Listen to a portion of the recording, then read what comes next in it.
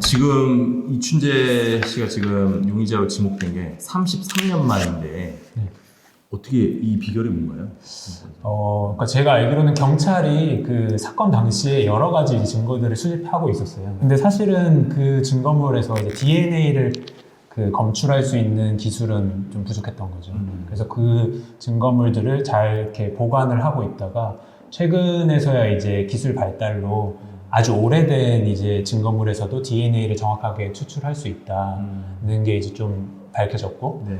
그러면서 이제 경기 남부지방경찰청의 그 장기 미제 사건 수사팀인가요? 네. 에서 이제 그러면은 이 증거물에서도 한번 DNA를 추출해보자 이렇게 해서 국가수에 의뢰해서 DNA를 추출하면서 이제 그러니까 총 9차례 이제 사건이 있었는데 이춘재 관련해서 근데 그 중에서 5차, 7차, 9차 이 세 차례 그 사건에서의 증거물과 이제 일치하는 DNA가 발견됐습니다. 그리고 또 이런 DNA 이런 기술 발전 외에 또 입법적으로도 또 이게 좀 전환점이 있었기에 이게 가능하다라고 하는 얘기가 있는데 네. 이건 무슨 얘기죠?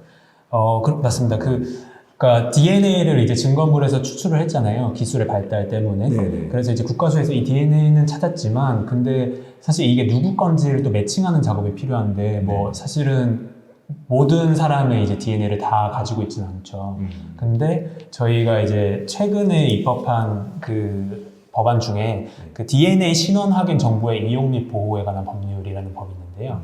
이제 이 법에 따르면 성폭행 그리고 뭐 살인과 같은 이제 강력 범죄 그리고 뭐 마약 범죄 뭐 이런 이제 특정 범죄자들의 경우에는 수용자를 포함해서 이제 DNA를 그 검출해서 이제 보관할 수 있도록 하는 법적 근거가 마련되었습니다. 네. 이제 대검찰청에서 DNA 데이터베이스를 가지고 있었는데 뭐 이제 국가수에서 검출된 이 DNA를 매칭이 되는 DNA를 한번 찾아보자라고 했다가 이제 부산에서 복역 중인 이춘재의 DNA랑 이제 매칭되는 것을 확인했던 거죠. 그러니까 이런 그 과학의 기술이 이렇게 발달하는 거에 발맞춰서 이렇게 이제 입법적인 부분도 같이 또 따라와줘야지 이런 게 가능한 거란 얘기군요. 지금 보니까 댓글 중에 그 수호랑 님께서 그 DNA는 법적 증거력이 있나요? 라고 이제 질문을 해주셨는데 이 부분에 대해서도 박정호 변호사님이 DNA가 검출되면 그걸로 바로 넌 범인, 넌 유죄 이렇게 바로 할 수 있나요? 어렵죠, 기본적으로. 왜냐면은 그러니까 단순히 DNA가 있다라는 거는 그러니까 거기에 왜 이 DNA가 있는지를 당연히 추론을 해야 되고요. 가령 예를 들어서 이제 그 권상욱 변호사님 이렇게 물을 드셨는데 여기 이제 아마 범인 여기 아마 이제 DNA가 묻었을 거잖아요. 제 거 아닌데요? 네, 그런데 만약에 이제 이 다음 사람이 이제 누군가가 물을 마셨는데 뭐 정말 어디가 뭐 독이 들어있었다고 이제 가정을 해봐요. DNA가 있으니까 권상욱 변호사님이 무조건 범인이다. 이거는 말이 안 되는 거고, 왜냐면 그 사이에 예를 들어서 그 누군가가 이제 이렇게 공중에서 털어서 뭐 넣을 수도 있는 거고요. 그러니까 이런 다양한 가능성이 있기 때문에, 그러니까 논리적으로 어떤 완결성이 있는 그런 상황 하에서 이 DNA가 이 사람과 일치된다라고 하면은 그런 특정한 상황 하에서 이게 굉장히 강력한 증거가 될 수 있는 거지. 당연히 증거가 될 수 있지만 그것만으로 무조건 유죄로 확정할 수는 없다. 실제로 그러면은 이춘재 씨는 지금 자백을 한 상황인가요? 처음 세 사건에서 DNA가 나왔다가 그러니까 연쇄살인 사건 중에서 4차 사건에서 추가로 이제 DNA가 나왔다고 해요. 근데 이 부분을 그러니까 경찰청 소속의 프로파일러가 이제 감추고 있다가 이걸 제시를 하니까 그때부터 이제 자백을 시작했다고 하고요. 그러면 자백을 갑자기 왜 했나도 되게 궁금하잖아요. 그 비결이 뭐였을까요? 네, 뭐 좀 객관적인 입장에서 제3자가 추측을 해보자면 수감자의 신분에서 사실 제일 매일매일의 어떤 관심은 사실 단 하나라고 합니다. 가석방 하나만 이제 바라보고 살게 된다고 해요. 최근 5년간 가석방 그 건수가 급격하게 증가를 했습니다. 거의 한 5년 내에 지금 50% 정도 증가를 했고 2018년에 약 8,000명이 넘는 이제 수감자들이 가석방 선고를 받았는데 그 중에서는 사실 살인죄로 형학정 받고 수감 중이었던 강력범들도 있거든요. 네. 그래서 이춘재 씨의 경우에도 사실 가석방을 아예 염두에 두지 않고 수감 생활하지는 않았을 거고, 아무래도 뭐 가석방은 조금 과거에 또 과오가 많다는 게 유력하게 좀 의심이 되면 사실 좀 어렵죠. 그래서 이제 프로파일러도 이제 전국에서 이제 내놓으라 하는 사람들이 와서 매일매일 증거를 들이대면서 당신이 한 게 맞지 이렇게 얘기하는데 계속 부인할 만한 유인이 사실 없을 거라고 생각이 됩니다. 실제로 그 프로파일러들이 계속 회유하고 막 이랬던 과정 속에서 되게 의미심장하게 내가 언젠가 이런 날이 올 줄 알았지라고 말을 했다고 하더라고요. 네. 뭐 DNA가 나왔으니 이제 입을 열어보죠 하면서 뭐 이제 그 심리 상태 이해하고 싶지 않네요. 그렇게 해서 어쨌든 그 프로파일러들 분이 굉장히 맹활약을 했다고 하더라고요. 수사기법과 과학의 발전 앞에서 이제 무릎을 꿇는 거예요. 그렇죠, 그렇죠. 예.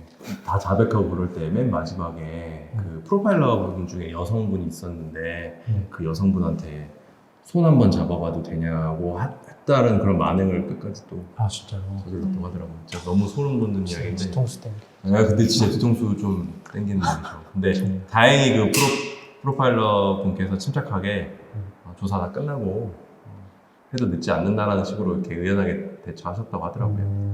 네. 끝나면 악수 한번 하자. 뭐 이 네, 정도로. 끝나면 하자. 조사 끝나고 하자.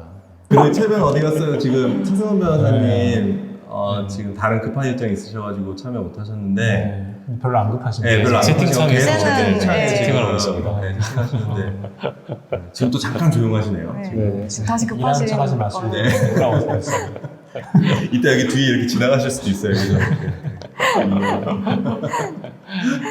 저희가 지금 이제 DNA를 가지고 그러면 유죄로 처벌할 수 있느냐 이제 이런 네. 이야기를 했는데 좀 바꿔서 이 상식 차원에서 권상욱 변호사님께 좀 여쭤보고 싶은 게 네. 다른 증거는 아무것도 없고 네. 오히려 이제 역으로 자백만 있는 경우가 있을 수 있잖아요. 이러면 처벌을 할 수 있나요? 이런 경우에? 그거에 관해서는 정확하게 형사소송법 310조가 다루고 있는데 너무 칼같이 읽고 계신 거 아니에요? 한닝밤리 운명을 이제 걷기 위해서 열심히 배웠습니다. 완전 바뀌실 것 같은데요, 그래서 310조에서 어떻게 규정하고 있냐면 직접적으로 이제 자백만 있을 때는 유죄로 만들 수 없다라고 정하고 있고 그 이유인즉슨 그러니까 자백만 있을 때에도 유죄로 만들 수 있다라고 하면 이제 자백에 편중하는 현상이 생길 수 있고 그 과정에서 이제 그가 이제 문제가 됐었던 그 인권 탄압이라든가 고문을 이용해서 이제 자백을 이끌어내는 그런 이제 행태가 좀 만연할 수 있다는 우려 때문에 이제 자백만 있을 때는 보강하는 증거가 있어야지만 유죄로 만들 수 있다라고 이제 정하고 있고 그리고 저희가 오늘 조금 뭐 특별히 막 피곤하거나 그런 건 아닌데 약간 주제가 주제가 좀 무거워서. 표정을 좀 이렇게 어둡게 하는 것 같아요.